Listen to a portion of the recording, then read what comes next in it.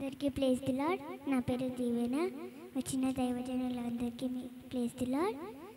నేను చెప్పబోయే వాక్యం ఏంటంటే కీర్తనల గ్రంథం 1వ అధ్యాయం 2 వచనాలు చెప్తున్నాను. దుష్టుల ఆలోచన చెప్పును నడవక, పాపుల మార్గము నిలవక, అపహాస్కులు కూర్చుండి చోటును కూర్చుండక, యెహోవా ధర్మశాస్త్రమునందు ఆనందించుచు దీవరాత్రము దానిని ధ్యానించువాడు ధన్యుడు. అతడు నేటి కాలువల యొరను నాటబడినదై ఆకు వాడక తన కాలమందు ఫలించు చెట్టు వలె నందును. అతడు చెయ్యునంతయు సఫలమగును. దుష్టులు అలాగునుండక గాలి చెదరగొట్టు పట్టు వలె నందును. కాబట్టి న్యాయ విమర్శలో దుష్టులను, నీతిమంతుల సభలో పాపులను నిలువరు.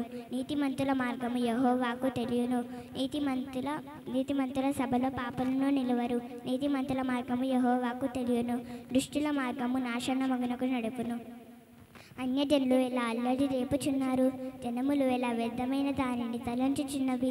మనము వారి కట్లు తెంపుదాము రండి, వారి పాశములను మన యొద్ద నుండి పారవేద్దాము రండి అని చెప్పుకొనుచు భూరాజులు యెహోవాకును ఆయన అభిషక్తునికని విరోధముగా నిలవబడుచున్నారు.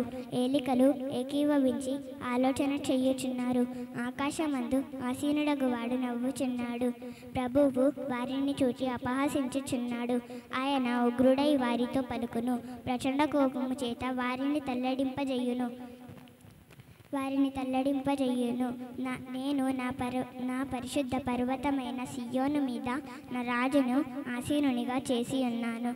కట్టడను నేను వివరించదను. యెహోవా నాకిలాగు సెలవిచ్చెను, నీవు నా కుమారుడవు, నేడు నిన్ను కనియున్నాను.